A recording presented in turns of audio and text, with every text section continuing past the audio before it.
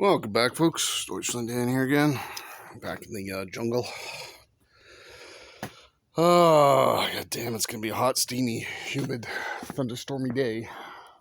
Not too hazy though, so I don't know what the air quality's like, but just had a bunch of cinnamon hearts there. Threw them in my Tic Tac pack. Got a couple of spares, right? And yeah. So what I need to do is I'm going to tear down the tent first. Got to clear some of the weeds around there because they're getting to be as high as corn.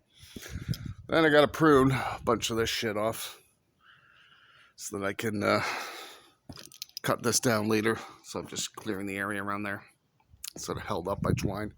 And then I got to clear the brush later. But I've got people coming by. Russ and his kid Tyler. As well as George will be joining around 3-ish probably. So he's just off to Walmart right now. George's running errands. So, no.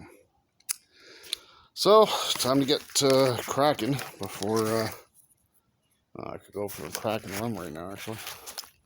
Alright. It's 11:18, so 5 o'clock in Europe. Yeah. Well, let me take the tent down, and then I'm going to go booze up a bit. Sure.